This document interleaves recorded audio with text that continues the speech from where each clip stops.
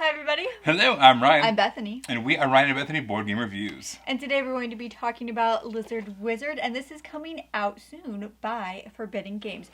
Don't forget to hit that subscribe button. Alright, so in Lizard Wizard, it's all about these lizards who are wizards, obviously, but there is these 7 schools of magic that they belong to, things like alchemy and sorcery and necromancy and all that stuff. And so there's got a set collection mechanism to it. It's got resource management. It's even got a little bit of push your luck to it. This game is a lot of fun. Let me give you a quick overview of what it looks like. Alright, so here is our board setup for Lizard Wizard. Now everything is subject to change, so I'm not going to go into super detail. I'm just going to give you kind of a feel for what things are. Alright, so you have 6 actions you can do in this game. The first one is probably going to be one that you do early on in the game, quite pretty often, and that is gather Regents. Those are going to be your resources in the game. So you always have 3 cards in your hand. You're going to choose one of them, and you're going to gather the 3 of the resources at the top here. Other cards and effects might let you gather more, but you're going to get 3 for sure. And then what you're going to do is you're going to gather those from the supply, and then you're also going to increase the value of whatever's listed in the bottom half of that card. So up at the top of the board here, we have all the different tracks for all the different kinds of regions and resources. Basically, those values are going to go up and up and up as you keep on playing more of those cards, and those blue values keep on ticking things up. After you're done with that action, you draw a new card, so you always have 3 of those cards in your hand. The next action you can do is you can trade in some of those resources that you gathered for whatever the market value is across the top of the board. So let's say Mandrake over here in the far left. Let's say some of those cards that had the increased value at the bottom of them told us to kind of knock that up. Let's say we got it all the way up to 5. And we gathered some of those resources as well. We can spend an action to sell off 2 or 3 of the mandrakes for 5 apiece. For however many we sell, it goes down that many value. So that way it's kind of got a supply and demand thing going on. So mana is kind of your money in this game. The regions are your resources that you kind of need to do some spells and that kind of thing, but the actual money that you use to buy things with is mana. So for instance, to recruit more wizards to be on your team, that's going to take more mana. It's actually kind of a bidding war. So you start off with a bid, you might say, I'll pay 5 mana for that guy. And then someone else says, I'll pay 10, 12, whatever it is.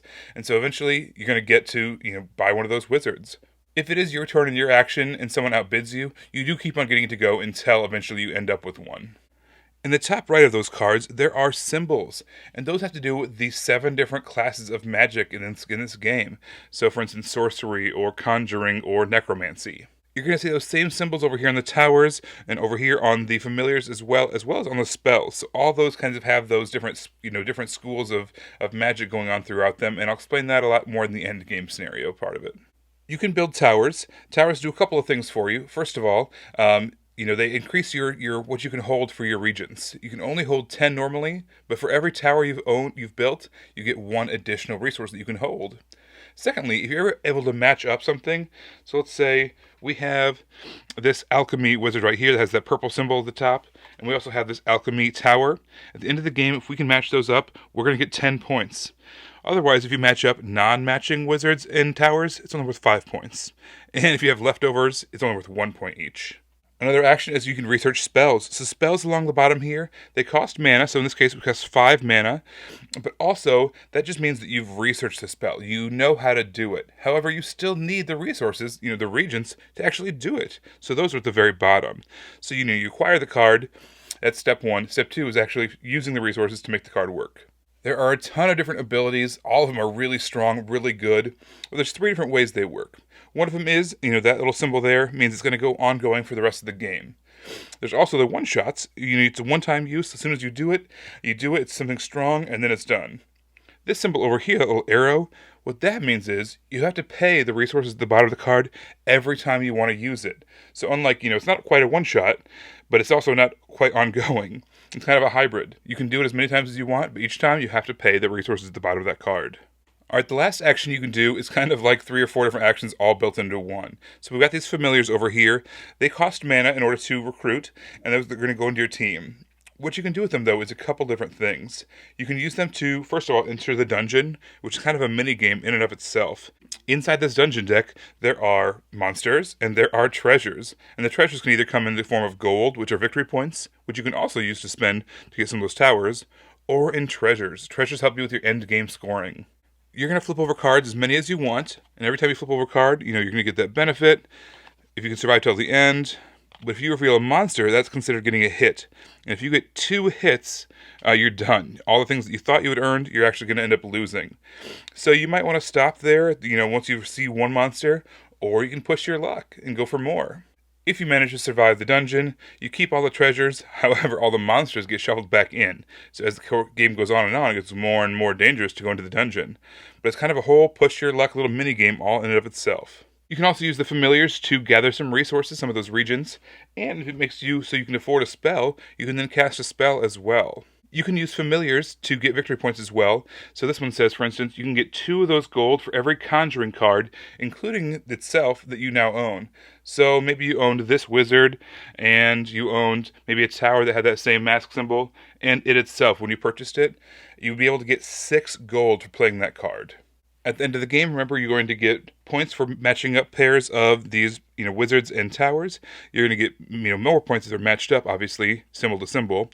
You're also going to get extra points for any of the spells that match any of your matched pairs.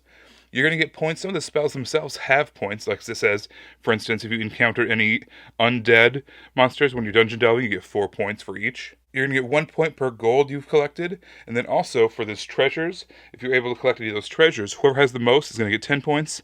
Whoever has the second most is going to get 5 points. So add up all that. Whoever has the most points wins the game. Years ago, I was wandering the halls of Gen Con. I was wandering the halls of Gen Con, and I was going, not the halls, so whatever. Anyway, I was going through the art booth, and I was immediately drawn to this booth, looked through all of her stuff, and bought a print. It's the only time I've ever bought a print, but that's how drawn I was to this. Fast forward to now.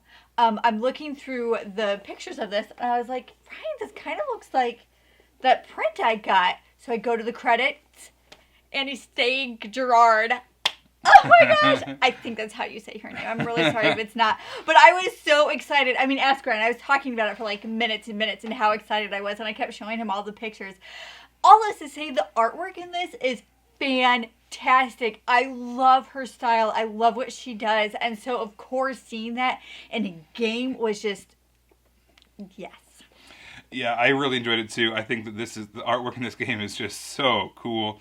It puts you in this whole new world of these lizard wizards, and the graphic design. It all came together so well. I think that this is just a sharp looking game. This game also has a really fun resource management to it. So there's these different regents, like ingredients type of things that you're buying, but you can only hold so many, and you need these in order to sell them to either make money or to study these spells. But sometimes you want to do more spells, but you can only hold so many. So you got to kind of figure out which ones you want to buy, which ones you want to sell, how you're going to keep them, try to get more storage, and it just has a really nice, tight resource management aspect to that. Yeah, so one of the things about this game that I love, speaking of resource management, is the market of those resources. I love how the bottom half of those cards boost the value of those things, and eventually you get to a point where you sell off some of your resources for that mana. It just felt like this this almost like a train this train resource game where you're the stock markets and selling all that stuff, and it's from the same makers as Raccoon Tycoon, so it's got some of that same DNA woven through this game as well, which I love. But it's got that resource management and that market that just really makes me happy. I like seeing that in games. There's also this push your luck aspect to the game. It's not like the entire game. You could probably ignore it if you wanted to, but there's this really But you'd be missing out because it's awesome. Yeah, there's this really fun push your luck aspect where Lady Luck loves Ryan and hates me whenever we play. And I'm not making that up. I'm not making that up, am I? No, you do get some unfair rolls and card draws. There's no rolls in this game. There's no, just in general for Bethany. Bethany gets some unfair rolls. It's true. Components don't like me, I guess. But yeah. Anyway, but so there's this, but it's fun and it's kind of thematic in the sense of in a world like this, there would be a place like this. You go through the dungeon and you're gonna run across monsters and that treasures. Makes sense. And so the push your luck aspect of it is every time. And did you show this them? I did. Did you show this them? Did you show this to them? I did. I might cut this out. I might not. What did I say? I don't know. What you wanted to say is, did you show this to them? That's and the what I answer wanted. is yes, I did. I gave them an overview of that part of the game. Awesome. So you flip the cards over and you can get all this treasure, but every time you get a monster, it's considered a hit. And if you get 2 monsters, you don't get any of the treasure. And the monsters get shuffled back in and the treasure gets taken out if you didn't take that second hit. So, like, as the game goes further on, there's more bad guys in there and less treasure. Yeah, I mean the whole thing felt like a mini game in and of itself. It did. Like I don't like push your luck games all the time, but a game like Ink and Gold, it's felt like Ink and Gold, but just as one small part of this bigger game. So it's just really cool to see that implemented that way. You guys, Lizard Wizard is a ton of fun. We really, really liked it. Usually when we're playing games for review, we're like, we got to schedule games in, we got to schedule plays in, we got to figure out what we have enough time. We like that. Oh, we like it. We love it. Don't get me wrong. But this game was special. This game was different. This was like, oh my gosh, when's the next time we're going to get a chance to play Lizard Wizard? Yeah, can we play it again? It's already set up. Let's play it again. We were constantly looking for more excuses to play this game, preparing for this review, just because we like it so freaking much. This game is a blast. It's absolutely just so much fun. So I know I'm speaking early. It's only July, but this potentially could be my favorite game I've played so far this year. Hold that for a while. I honestly don't know what else to say beyond that. It's really good. Yes, I really, really liked it. A lot. All right, you guys, keep your eye out for it. It's coming to Kickstarter and then, obviously retail eventually soon because this is one you want to keep your eye out for. A lot of fun.